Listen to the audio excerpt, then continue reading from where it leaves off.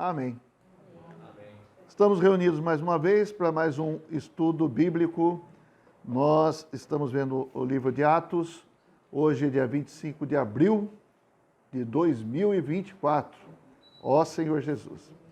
Ainda não temos uma data definida para o término do nosso estudo bíblico, mas nós vamos caminhando. Quem sabe até o final do ano a gente termine. Não sabemos. Eu, por exemplo, achei que hoje a gente poderia falar todo o capítulo 2, mas eu acho que não vai dar, tá certo? Então vamos nos preparar para deixar o Senhor nos conduzir, né? Esse que é o mais importante. E falando nisso, então, nós vamos fazer uma oração para que o Senhor nos abençoe e seja Ele o condutor desse estudo bíblico. Amém. Senhor, nós pedimos a Ti a Tua misericórdia, amém. Pedimos a Tua graça, amém. Pedimos a Tua direção. Amém. Senhor, venha nos dirigir em todas as coisas. Amém. Nós queremos ser como Teófilo, alguém que ama o Senhor, amém. E ama a Tua palavra. Amém. Senhor, por isso agora nós queremos abrir nosso coração, amém. E nos voltar ao Senhor, amém. Para que o Senhor fale para nós aquilo que está no Teu coração. Obrigado pela Bíblia, obrigado pelos registros do livro de Atos. Senhor, nós precisamos de Ti. Venha nos ungir, venha encher nosso coração com a Tua palavra, Senhor. Muito obrigado. Seja conosco. Amém. Amém. Então nós estamos agora no capítulo 2 de Atos. Nós vimos dos versículos 1 até o 13. Falamos um pouco a respeito dessa questão das línguas, que as línguas faladas ali não eram línguas ininteligíveis, mas eram línguas de outros povos, de outras nações, que os judeus que estavam ali, homens piedosos, né, que vieram por causa da festa de Pentecostes, eles vieram de diversas nações. Eles eram partos, medos, da Mesopotâmia, da Capadócia, do Ponto e da Ásia, e cada lugar tinha um dialeto. E quando esses irmãos foram batizados, foram cheios do Espírito Santo, eles passaram a falar nas línguas dessas pessoas. Eram todos judeus, mas eles tinham sido dispersos para vários lugares, tá certo? Então tinha a língua materna desses judeus aí, e eles entendiam que eles estavam falando as grandezas de Deus. Aleluia. E até falaram que eles deviam estar bêbados, certo? Agora nós vamos ver o que Pedro vai falar. Mas é difícil alguém bêbado aprender outra língua só por estar bêbado. Isso não existe, né? Existe isso? Vou encher a cara, então, para falar uma outra língua. Não existe isso. Mas agora vamos entrar, então, nos versículos 14 em diante. Eu gostaria que vocês prestassem atenção. Eu vou ler do versículo 14, acredito que até o... Bom, eu vou ler o 14 ao 16, nesse momento. Então se levantou Pedro com os 11, e erguendo a voz, advertiu-os nestes termos: varões judeus e todos os habitantes de Jerusalém, tomai conhecimento disto e atentai nas minhas palavras. Estes homens não estão embriagados como vindes pensando, sendo esta a terceira hora do dia. Mas o que ocorre é o que foi dito por intermédio do profeta Joel. 2 pontos, vamos parar aqui um pouquinho. Então, agora Pedro começa uma mensagem falando para as pessoas em geral. Aqui na minha Bíblia tem um subtítulo, né? Não sei como que está na sua Bíblia. Fala, o discurso de Pedro. Eu não gosto muito dessa palavra discurso para essa questão. Eu quero entender que é uma pregação de evangelho. Amém? Amém? Pedro está anunciando as boas novas. Nesse momento aqui, a gente precisa se colocar na situação histórica desse momento. Qual é a situação? É um momento de grande importância, porque Pedro vai falar coisas aqui que vai trazer as profecias do Antigo Testamento e aplicar para a nova realidade, para a nova aliança, para o Novo Testamento. Falando de uma maneira mais erudita, ele vai usar as palavras veterotestamentárias, aplicando na era neotestamentária. Tá bom? Então é isso que vai acontecer.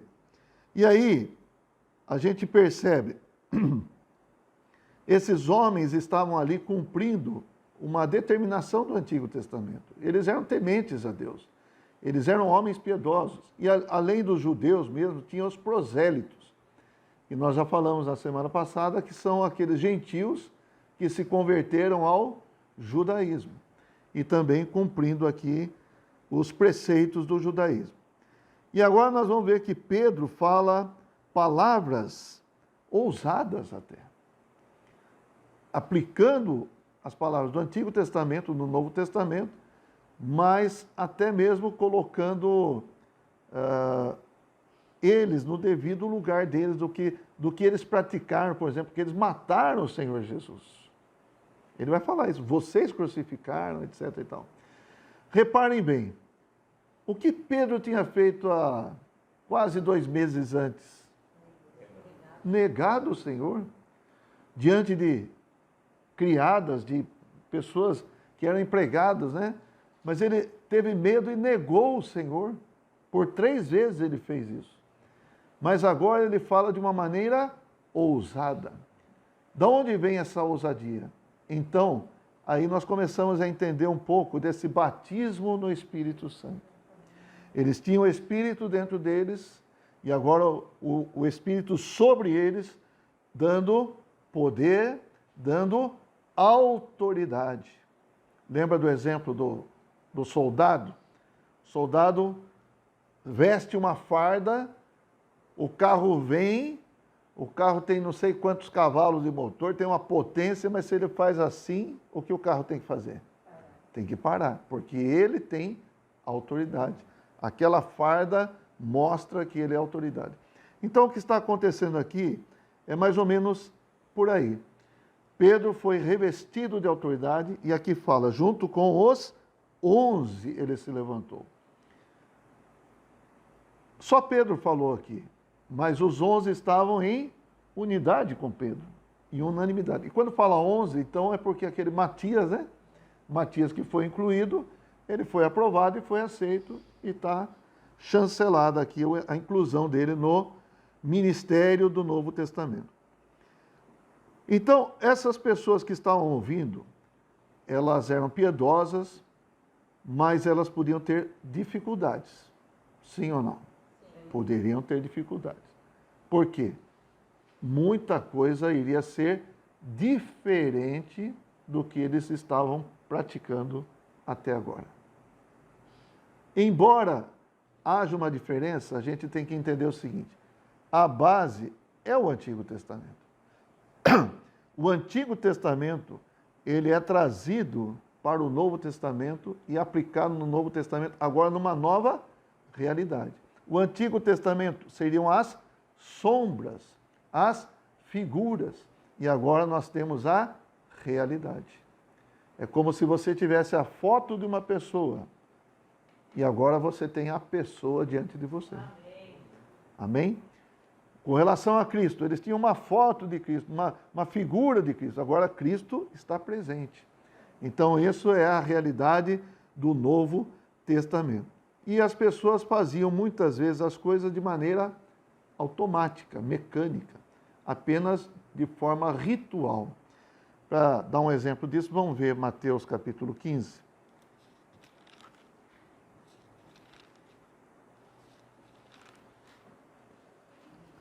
Mateus 15, versículos 8 e 9.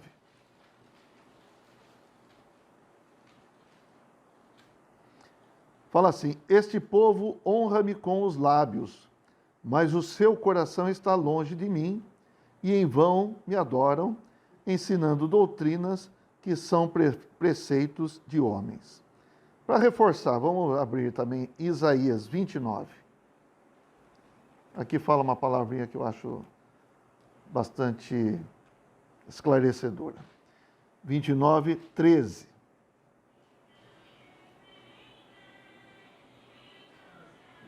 Acho que é o seu. 29, 13 fala assim: o Senhor disse: visto que este povo se aproxima de mim, e com a sua boca e com os seus lábios me honra, mas o seu coração está longe de mim. E o seu temor para comigo consiste só em mandamentos de homens que maquinalmente aprendeu. Então, a gente pode usar a palavra, é automático, é maquinalmente, né? É como se fosse uma máquina só fazendo aquilo de exterior, mas não de interior, de coração. A religião faz isso, certo? A religião faz isso com o homem. O homem dá atenção ao sistema exterior, mas não exatamente à realidade interior. Então, mudar as coisas é fácil? Não. Nem para nós é fácil, tá certo? Ter mudanças são coisas drásticas na nossa vida. Eu, por exemplo, não gosto nem de mudar de casa. Eu não gosto. Bom, isso já é com aquela moça ali, que fica mudando tudo. Mas não gosto também. Outro dia o irmão foi em casa e acertou lá o interruptor, né? Que tive que instalar um bebedouro lá. O interruptor da cozinha. E o que aconteceu? Quando ele refez lá, o interruptor que eu apertava desse lado para acender ficou do outro lado. Isso já trouxe um trauma para mim. Porque eu estava acostumado a chegar lá na cozinha, batia desse lado e já acendia. Agora eu bato desse lado, não acontece nada. Então tem que mudar o lado. Mas eu digo assim, é um exemplo, mas não é uma realidade que acontece com a gente. A gente não gosta. Quando a gente põe uma coisa na cabeça, nossos conceitos, nossos preconceitos, é difícil mudar. E, na verdade, o Senhor quer mudar muita coisa nos nossos conceitos. Não é verdade? É verdade. Então, muitas vezes nós não conseguimos acompanhar o pensamento de Deus. E a gente quer ficar no nosso próprio pensamento. E aqui, o resultado final aqui é que tinha muitas pessoas ali, nem todos ouviram de bom grado, mas teve uma parcela daqueles que ouviram que foram constrangidos pela palavra de Pedro. Ele citou as Escrituras e apresentou os profetas, falando ali dos profetas. A gente vai ver aqui. Então, nós precisamos prestar atenção de como Pedro, como o Espírito, na verdade, usou Pedro nesse momento e usou os irmãos no início da vida da igreja. Ó Senhor Jesus. E aí a gente percebe que realmente precisa estar cheio do Espírito. Se a gente sai para pregar o Evangelho para as pessoas, a gente percebe que se a gente estiver tímido, não vai acontecer nada. Não é verdade? Se a gente... tem uma pessoa que deu um exemplo, que estava pregando o Evangelho para uma pessoa, e essa pessoa estava prestes a crer no Senhor. De repente, um guarda-chuva caiu lá, não sei que lugar, distraiu a pessoa e a pessoa não quis mais saber. Não, percebe? Então, todas as coisas têm que ser, como que eu posso dizer, governadas, vamos falar assim, tem que estar sob controle. E aí nós precisamos desse espírito de poder mesmo para levar essas palavras para as pessoas. E o Pedro ia falar palavras difíceis aqui. Nós vamos ver, tá? Nós vamos ver. Ó Senhor Jesus. E a compreensão das coisas não é por nossa capacidade, nem é pela nossa inteligência. Eu vou dar um exemplo para os irmãos aqui, ó. Pedro, agora, ele tem o Espírito, não tem? Tem. Dentro e está revestido. Então vamos ver João capítulo 12.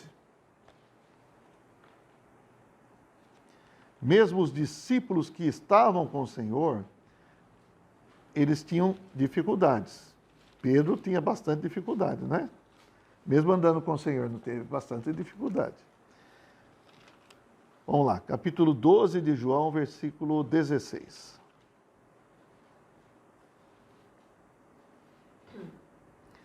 Só para entender, o 14 fala assim: E Jesus, tendo conseguido um jumentinho, montou, segundo está escrito: Não temas, filha de Sião, eis que o teu rei aí vem, montado em um filho de jumenta.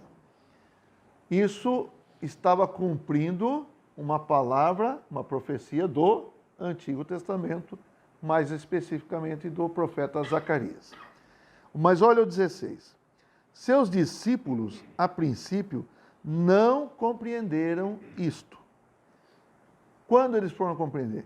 Quando, porém, Jesus foi glorificado, então eles se lembraram de que estas coisas estavam escritas a respeito dele e também de que isso lhe fizeram. Então, quando Jesus foi glorificado?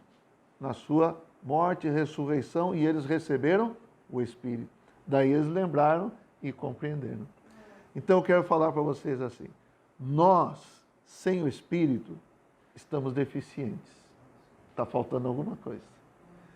Quando nós recebemos o Espírito, nós já estamos completos. Amém. Amém? Nós precisamos do Espírito. Claro que o Espírito precisa nos encher cada dia mais, tal, nós vamos tendo cada vez mais experiência no Espírito, tá bom? Mas veja, nós precisamos do Espírito para compreender, amém, principalmente, né, as coisas de Deus. Amém. Amém. Compreender a Bíblia, nós precisamos do Espírito. Então, esse momento aqui, Pedro já tinha o Espírito, no Espírito dele, já tinha se mesclado com o Senhor, e ele se tornou uma pessoa diferente. Percebeu? Então, uma coisa é, antes ele tinha medo, agora ele vai falar com ousadia. Antes ele não compreendia certas coisas, agora veja como, vamos ver como ele vai aplicar a palavra do Senhor. Amém. Isso é maravilhoso. Bom, Pedro tomou a liderança para falar essa palavra, porque nesse momento aqui, ele estava usando uma das chaves. Dar-te-ei as chaves do reino dos céus. Vamos ver. Mateus, capítulo 16. Nós já vimos isso, certo, jovens? Já vimos o livro de Mateus, né? Mateus 16, 18 e 19. Também eu te digo que tu és Pedro, e sobre esta pedra, que é o próprio Senhor, edificarei a minha igreja, e as portas do inferno, ou melhor aqui, do Hades, não prevalecerão contra ela. Dar-te-ei as chaves do reino dos céus. O que ligares na terra terá sido ligado nos céus, e o que desligares na terra terá sido desligado nos céus. Aqui ligar pode ser atar, certo? E desatar. Mas aqui tem chave, mas não é uma só. Fala? Chaves. Então, no mínimo, duas, né, Wilson? Se é para chaves, então, no mínimo, duas. Eu tenho um pouco de chaves aqui. Um pouco mais do que duas. Mas, então, essa primeira chave que Pedro está usando, ele está abrindo a porta, porque uma chave, embora a porta seja grande, né? Mas uma pequena chave pode abrir a porta. E ele está abrindo a porta para os judeus. E no capítulo 10 de Atos, ele vai abrir a porta para os gentios. Então, quem viver verá. Quem permanecer até chegarmos em Atos 10 vai ver essa questão do uso da outra chave para abrir a porta para os gentios na casa de quem? Vocês lembram? De Cornélio. Amém. Então aqui, Pedro vai usar essa primeira chave. Já falei que ele se levantou com os 11, né? Então Matias está incluído. Versículo 15 de Atos 2. Estes homens não estão embriagados, como vim dispensando, sendo esta a terceira hora do dia. Então, Pedro está falando de maneira enfática aqui, eles não estão embriagados. E essa é a terceira hora do dia. Qual que é a terceira hora do dia? 9 horas da manhã. É uma hora que o pessoal bebe? Normalmente não. Certo? Normalmente não. Depois da quarta hora. Então, o que ele quis dizer? Isso não é hora de estar bêbado. Então, ninguém está bêbado aqui. É isso que ele quis mostrar. E no 16, mas o que ocorre é o que foi dito por intermédio do profeta Joel. Pedro vai aplicar as profecias do Antigo Testamento na Nova Aliança, como eu falei. E Jesus já fazia isso. E eu quero mostrar para vocês alguns versículos que mostram que Jesus pegava lá a palavra do Antigo Testamento e aplicava na realidade do Novo Testamento. Mateus 4:4.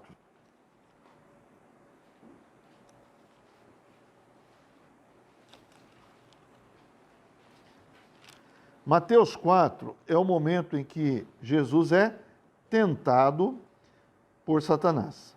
No versículo 3, fala assim: Então o tentador, aproximando-se, lhe disse: Se és filho de Deus, manda que estas pedras se transformem em pães. Jesus, porém, respondeu o quê? Isso é muito importante. Ele respondeu: está escrito. O que Jesus está aplicando é o que está na palavra.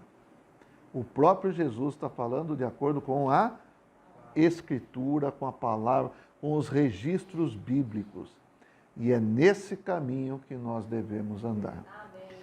E o que Jesus falou? Está escrito: não só de pão viverá o homem, mas de toda a palavra que procede da boca de Deus.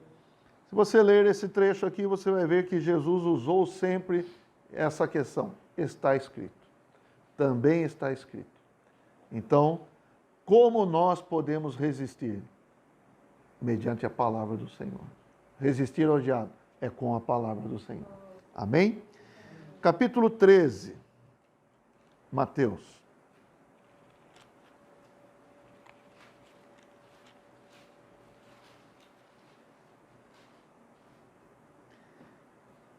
Ele fala no versículo 14. É Jesus falando, ele diz: de sorte que neles se cumpre a profecia de Isaías. Ouvireis com os ouvidos e de nenhum modo entendereis, vereis com os olhos e de nenhum modo percebereis. E vai por aí. Então aqui a gente vê que o Senhor mesmo dá um caminho para nós. No Novo Testamento o Senhor aplica as palavras do Antigo Testamento, tá? Isso é importante para nós entendermos. João 3, para nós percebermos qual é o padrão, né, que o Senhor quer de nós. E o padrão que o Senhor deixou para o Pedro também, ele está aplicando agora.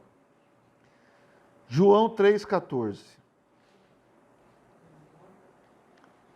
Jesus falando: e do modo porque Moisés levantou a serpente no deserto, assim importa que o Filho do Homem seja levantado, para que todo que nele crê tenha a vida eterna. Quando ele falou isso, ele falou para um mestre, ele falou para o Nicodemos, que era um ancião, era um líder do povo de Israel, e ele conhecia as Escrituras. Então, só de citar isso aqui, a mente do Nicodemos foi para onde?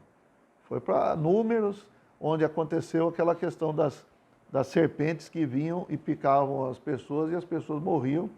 Aí o Senhor mandou Moisés levantar uma serpente de bronze na haste. Tudo isso veio na cabeça de Nicodemos, pode ter certeza. E todo mundo que olhasse para a serpente de bronze seria curado. Então Jesus falou: do modo porque Moisés levantou a serpente no deserto, eu também vou ser levantado. Então o Senhor estava mostrando de que maneira ele seria morto. Amém? Capítulo 6 de João. versículo 32.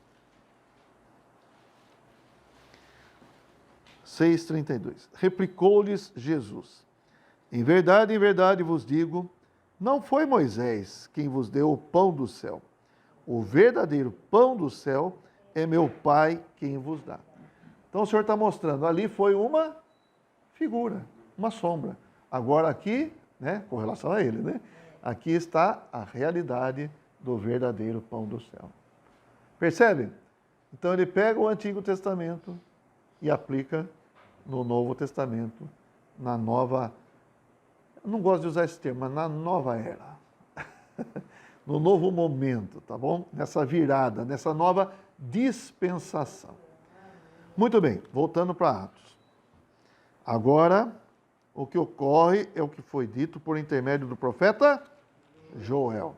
Joel é um dos profetas menores.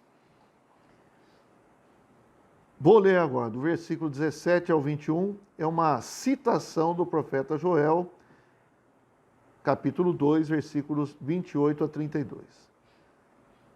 Nesse momento, a gente não tem aqui um relato de que Pedro abriu algum rolo e leu, certo? Mas Pedro devia ter isso memorizado, de cor. Sabe por que fala de cor? Vocês sabem por que fala decor? Alguém sabe, não? Não? Sabe? Então, mas falar decor é decoração. Então não é só, é porque você guardou no seu coração, né? Então você fala decor. É. Amém. É mais uma coisa para a gente saber, né? Vamos lá. 17 a 21, vou ler. E acontecerá nos últimos dias, mas eu falei isso não só para mostrar aqui o significado, mas para mostrar que as coisas precisam estar no nosso coração. Né? Amém. E acontecerá nos últimos dias, diz o Senhor, que derramarei do meu espírito sobre toda a carne. Vossos filhos e vossas filhas profetizarão, vossos jovens terão visões e sonharão vossos velhos. Até sobre os meus servos e sobre as minhas servas derramarei do meu espírito naqueles dias e profetizarão. Mostrarei prodígios em cima no céu e sinais embaixo na terra: sangue, fogo e vapor de fumaça. O sol se converterá em trevas e a lua em sangue, antes que venha o grande e glorioso dia do Senhor. E acontecerá que todo aquele que invocar o nome do Senhor será salvo. Vamos lá, vamos por partes. Capítulo 17, versículo 17. Últimos dias, acontecerá nos últimos dias. O que compreende esses últimos dias que está falando aqui? Na verdade, é da primeira vinda de Cristo até a segunda vinda de Cristo. Então, esses últimos dias compreende esse período. 2 Timóteo 3:1 fala o seguinte: sabei, porém, isto, né? Que nos últimos dias sobrevirão tempos difíceis. Os homens serão avarentos, jactanciosos, etc. E vai ver uma lista negativa. Que dias são esses? São os dias que nós estamos vivendo. Os homens são egoístas? São avarentos? São orgulhosos? São jactanciosos? São presunçosos? São desobedientes aos pais? Também fala isso. Então, senti alguma coisa aí. Mas, então, esses últimos dias desde a primeira vinda do Senhor até o grande e glorioso dia do Senhor, a volta do Senhor. Tá bom? Tem outros versículos aqui, mas acho que nem precisamos abrir, né?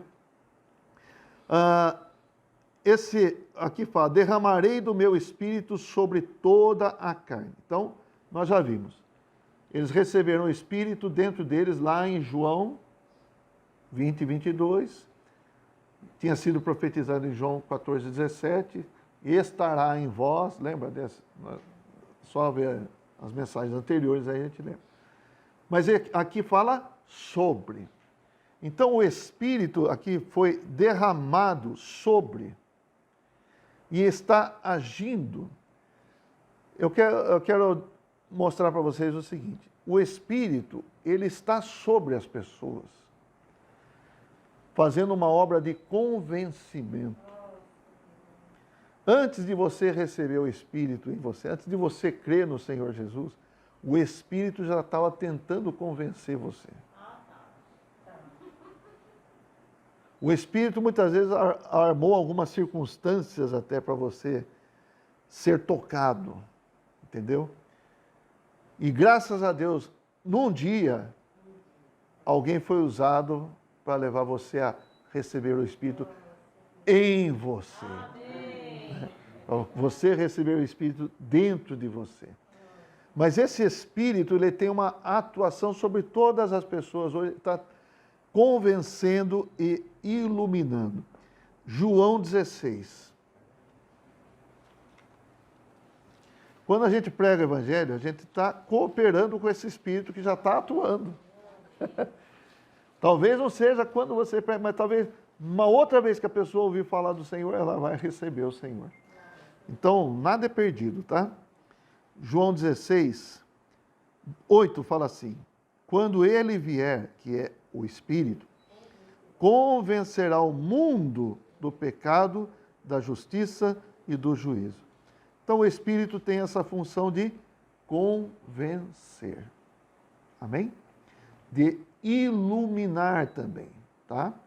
Aí eu queria citar mais um versículo para a gente ler.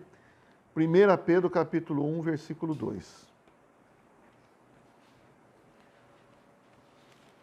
Eu estou indo muito rápido? Mais ou menos?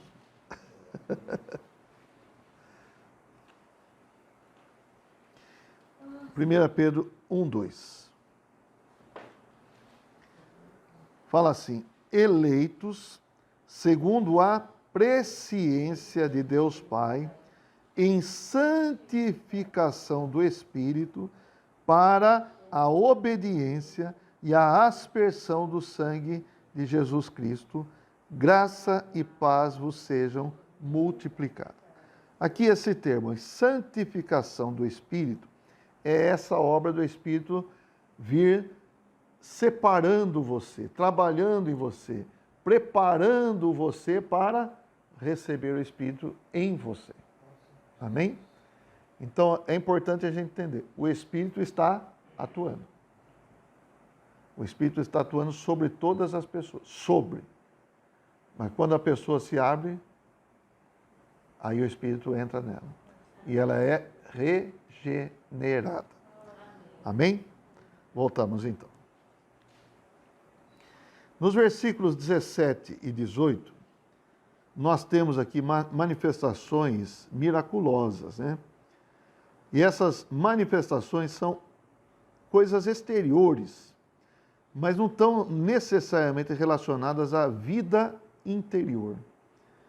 Essas manifestações miraculosas, elas nem sempre podem ser reproduzidas. Isso vai acontecer de acordo com o que o Espírito quiser fazer. Uma vez a gente ia para Charqueada e alguns irmãos ali mais desesperados, a gente ia ter uma reunião lá e começaram a divulgar na cidade ali que ia ter curas, que não sei. Eu falei para os irmãos, para com isso, ninguém pode prometer nada, ninguém pode prometer nada. Você pode até ter curado alguém, ter sido usado para curar alguém, mas se o Senhor não quiser usar mais, não usa. Certo? Então, as manifestações exteriores, miraculosas do Espírito, estão por conta do Senhor. Amém. Lembra que nós vimos na semana passada, que até lá em 1 Coríntios fala, que as línguas são para quem? São um sinal para os incrédulos, e não para os crentes.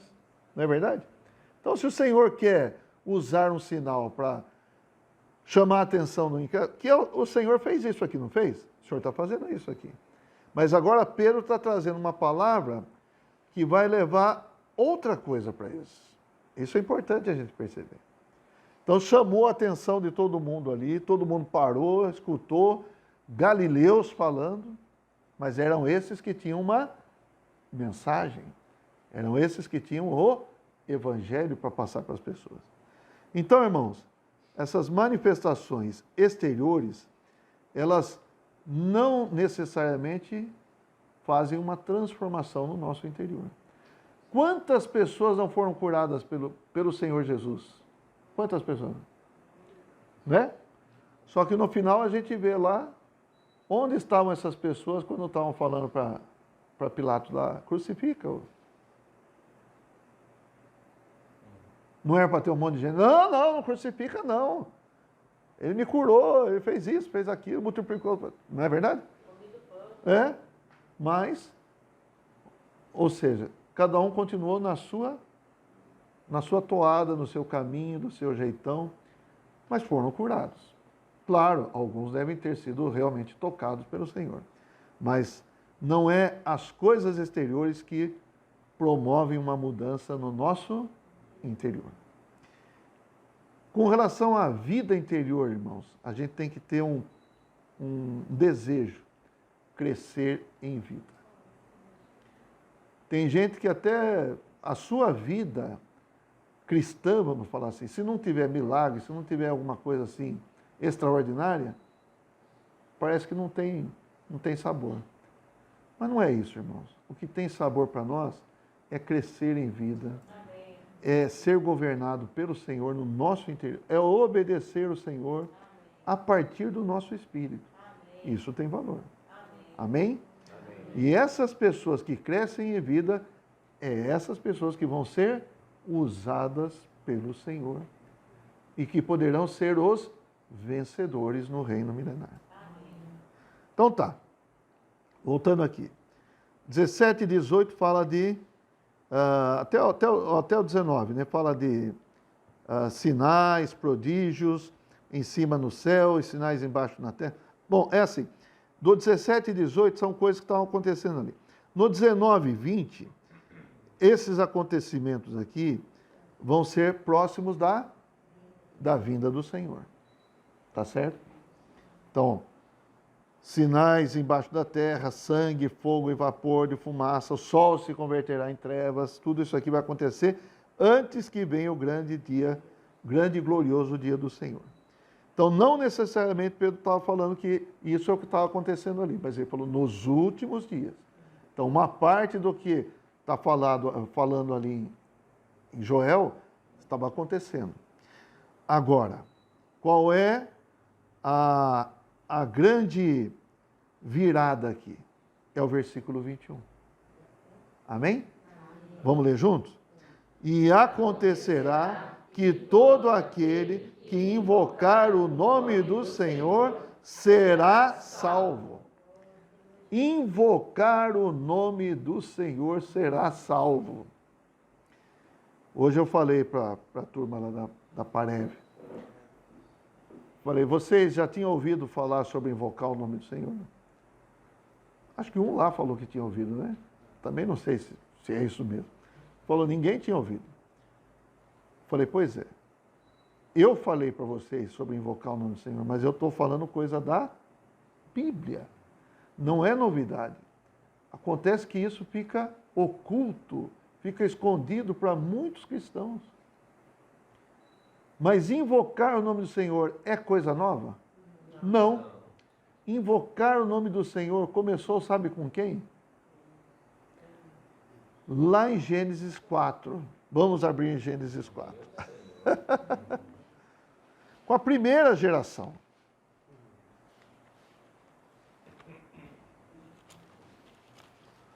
Gênesis 4, 26.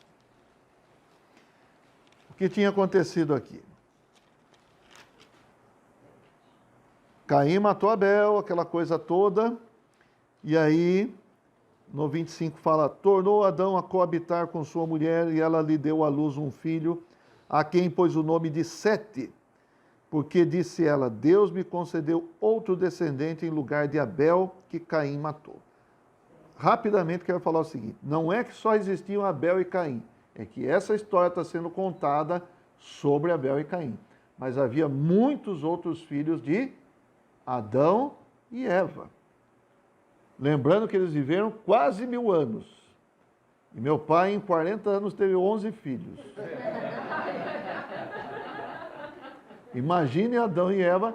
E a grande missão deles era multiplicar, certo? Encher a terra.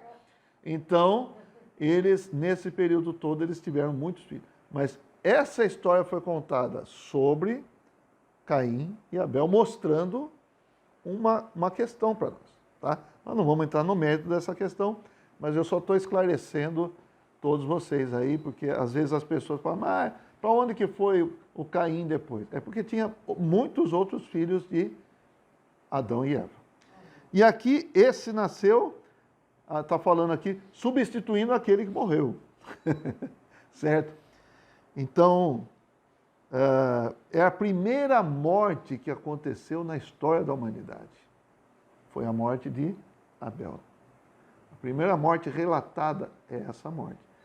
Imagine o impacto daquela geração que agora não podia mais conversar com Abel. Não podia mais ter contato com Abel. Isso é a primeira vez que estava acontecendo. Primeira morte. Não é um impacto forte? Até hoje a morte nos impacta, não? Imagine naquela situação. Então, diante desse impacto, o que aconteceu? Aí o versículo 26. A Sete nasceu-lhe também um filho, a quem pôs o nome de Enos. Daí se começou a invocar o nome do Senhor. Daí se começou a invocar o nome do Senhor. Alguns falam que Enos começou a invocar. Não, Enos era um nenezinho. Mas daí o homem, aquela geração começou a invocar o nome do Senhor. Agora, uma coisa importante. O que significa Enos? Significa fraco, frágil, mortal. Como é que alguém põe o nome do filho de fraco, frágil, mortal? Porque é o impacto que eu falei. O homem é fraco. O homem é frágil. O homem morre. O homem, então, invoca aquele que é imortal. O homem invoca aquele que é todo-poderoso.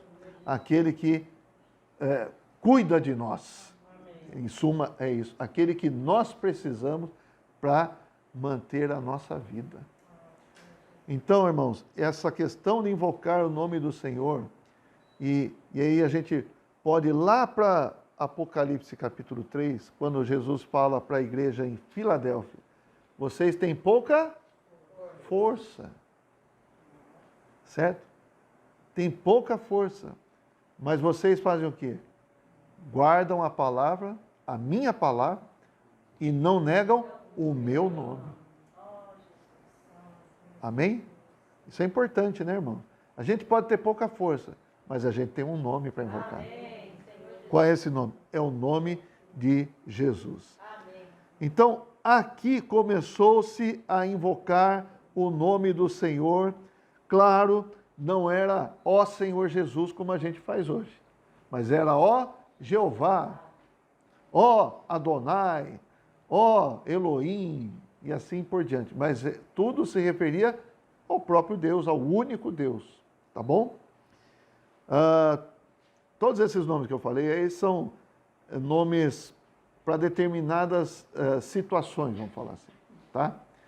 Então, se eu falar Jeová, Jeová, a palavra Jeová significa eu sou. Se eu invoco Jeová, eu preciso daquele que é. Senhor, eu sou fraco. O Senhor é o eu sou forte. Amém. Senhor, eu sou sem paciência. O eu sou a paciência. Amém. Então a gente precisa invocar o nome do Senhor. Então as pessoas que eram tementes a Deus passaram a invocar o nome do Senhor. Eu tenho aqui uma lista de pessoas do Antigo Testamento que invocaram o nome do Senhor. Eu só vou citar, tá bom? Só para a gente entender que essa questão de invocar o nome do Senhor é algo prático, é algo experiencial que nós precisamos experimentar. E esses homens tementes a Deus experimentaram. Então, eu vou falar para vocês. Jó. Por que começa com Jó? Porque, cronologicamente falando, Jó pode ter sido antes de Abraão, ou no mesmo tempo de Abraão. E aí tem os versículos, não vai dar para falar todos os versículos, mas tem 2 versículos aqui. Abraão, em Gênesis 12:8, em 13:4, em 21:33, fala que ele invocou o nome do Senhor. O que Abraão fazia? Ele armava uma tenda, montava um altar de pedras e fazia o quê? Invocava o nome do Senhor. Amém? Isaac, o filho de Abraão, invocava o nome do Senhor. Moisés, Sansão, Samuel, Davi, Asaf, Emã, Elias, Isaías, Jeremias e tantos outros. Mas todos esses aqui têm versículos aqui comprovando que eles invocavam o nome do Senhor. Se vocês lerem o livro de Salmos, leiam. Você que gosta de riscar a Bíblia, você pega lá uma caneta de uma cor lá, vamos falar azul, e vai riscando em azul tudo que é invocar, clamar, chamar o Senhor. É toda essa prática de invocar o nome do Senhor. Então, em Salmos está repleto de versículos que falam sobre invocar o nome do Senhor. Hoje mesmo nós vimos um, né? Vamos ver aqui então. Salmos 91.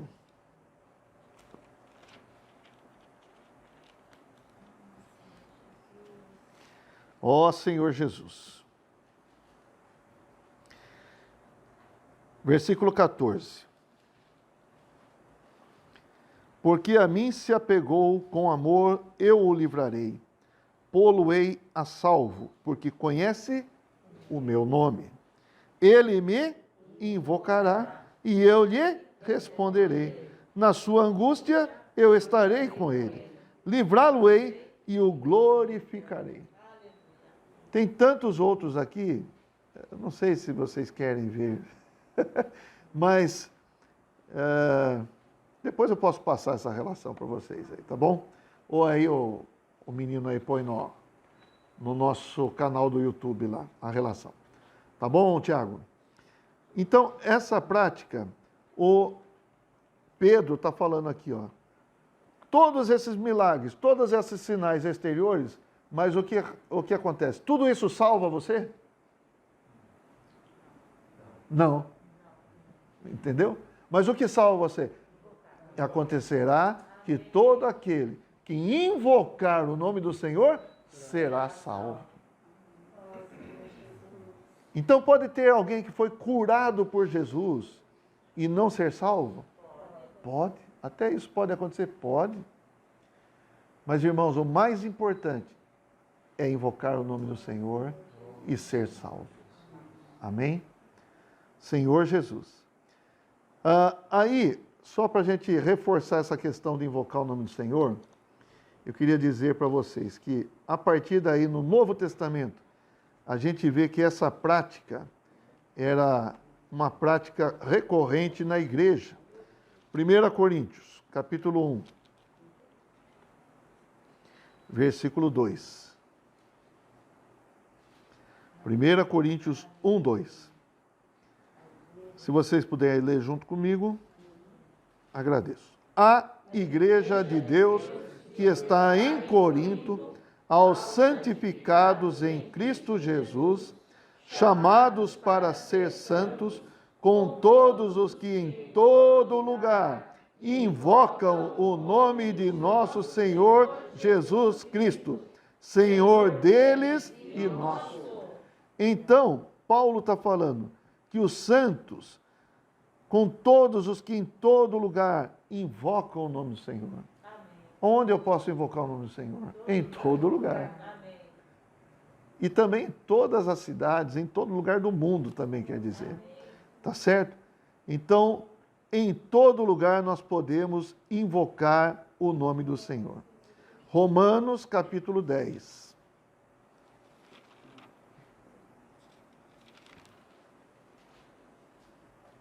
Vou ler a partir do 8 aqui também. E vou ressaltar o seguinte: nós temos práticas que são saudáveis. Ler a Bíblia é saudável? Amém. É saudável. Se eu falar para vocês assim, vamos tentar memorizar um versículo por dia, é saudável, não é? Ajuda ou não ajuda? Ajuda. É uma boa prática. Se puder fazer isso, amém. Mas assim, mesmo se você fizer isso, é uma prática boa, mas não é um item de salvação. Mas vamos entender o seguinte: invocar o nome do Senhor não é somente uma boa prática saudável que nos ajuda, etc. E tal. É um item de salvação. Amém. Deu para entender a importância de invocar o nome do Senhor? Vamos ler aqui então. Dito isto, vamos ler aqui. Porém, versículo 8, né? Romanos 10, 8. Porém que se diz: a palavra está perto de ti, na tua boca e no teu coração. Isto é, a palavra da fé que pregamos. Se com a tua boca confessares Jesus como Senhor, e em teu coração creres que Deus o ressuscitou dentre os mortos, serás salvo. Porque com o coração se crê para a justiça, e com a boca se confessa a respeito da salvação. É um item de salvação ou não? É ou não? É, né? Porquanto a Escritura diz: todo aquele que nele crê não será confundido, pois não há distinção entre judeu e grego, uma vez que o mesmo é o Senhor de todos, rico para com todos os que o invocam. Porque todo aquele que invocar o nome do Senhor será salvo. Então, Paulo aqui, que está falando em Romanos, ele reforça o que Pedro disse, usando a citação de Joel. Todo aquele que invocar o nome do Senhor será salvo. Qual é o Senhor agora que nós invocamos? Nós não invocamos Jeová, né? Nós invocamos Senhor Jesus. Mas é Jeová também ou não? Está incluído Jeová. Jeová, o Salvador. Tá certo? E mais para frente a gente vai ver que o Senhor fez de Jesus o Senhor e Cristo. Atos 9.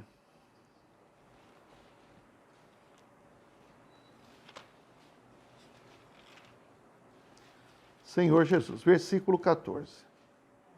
Nós vamos ver Atos 9 também. Quem viver, verá também. Atos 9, 14. Falando de Paulo, fala assim: e para aqui trouxe autorização dos principais sacerdotes para prender a todos os que invocam o teu nome. Invocam o teu nome. Está falando de Jesus. Versículo 21. Ora, todos os que o ouviam estavam atônitos e diziam: não é este o que exterminava em Jerusalém os que invocavam o nome de Jesus, e para aqui veio precisamente com o fim de os levar amarrados aos principais sacerdotes? Então, nós vemos que Paulo, ele perseguia os cristãos antes de se converter. E como ele identificava os cristãos? Porque os cristãos invocavam o nome do Senhor Jesus. Amém? Então, aqui no 21 fala: não é esse o que exterminava em Jerusalém os que invocavam o nome de Jesus, e veio para aqui para fazer a mesma coisa, prender os que invocam o nome do Senhor Jesus aqui em Damasco? Então é o que está lá em Corinto, né? Os que em todo lugar invocam o nome do Senhor. Amém. Atos 50, Atos 7, 50 não tem. Atos capítulo 7. Já estou trazendo Atos para os nossos dias já. Eu falei que não termina Atos, né? Atos 7, 50? 59. Só para a gente ver aqui, ó. 58, 50. E lançando-o fora da cidade, o apedrejaram. Quem é esse? Estevão. As testemunhas deixaram suas vestes aos pés de um jovem chamado Saulo, que era o Paulo. E apedrejavam Estevão, que invocava e dizia: Senhor Jesus, recebe o meu espírito. Então, ajoelhando-se, clamou em alta voz: Senhor, não lhes imputes este pecado. E com essas palavras, adormeceu. Por que ele adormeceu? Porque o cristão não morre, o cristão adormece. Certo? Então, aqui é o martírio de Estevão. 2 Timóteo, capítulo 2, versículo 22. Aí a gente vai encerrar com esse versículo aqui,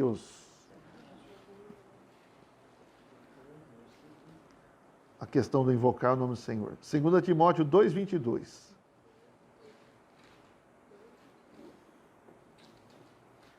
Achamos? Vamos lá então. Foge outro sim das paixões da mocidade. Segue a justiça, a fé, o amor e a paz com os que, de coração puro, invocam o Senhor. Então, Paulo está estimulando o jovem Timóteo a seguir fé, paz, amor, a justiça. Com quem? Com aqueles que de coração puro invocam o Senhor.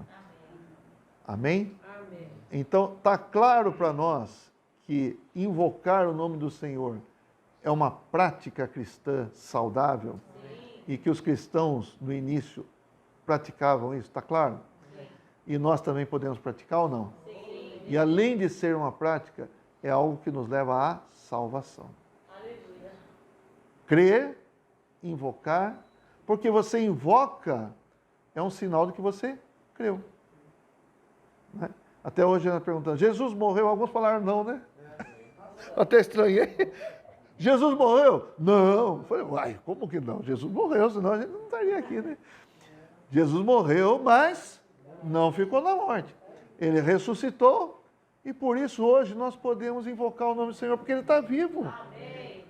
Não adianta invocar o nome de quem já está morto e não ressuscitou. E o único que ressuscitou é o Senhor Jesus, né? Então nós invocamos o nome do Senhor, Ele está vivo e Ele vem nos encher. Amém. Vem nos salvar. Ó Senhor Jesus. Amém. Eu achei que ia um pouco mais para frente, mas acho que eu vou parar por aqui, irmãos. Amém? Amém. Tá bom assim? Amém. Então, uma lição para todos nós. Vamos invocar o nome do Senhor. Ó Senhor Jesus.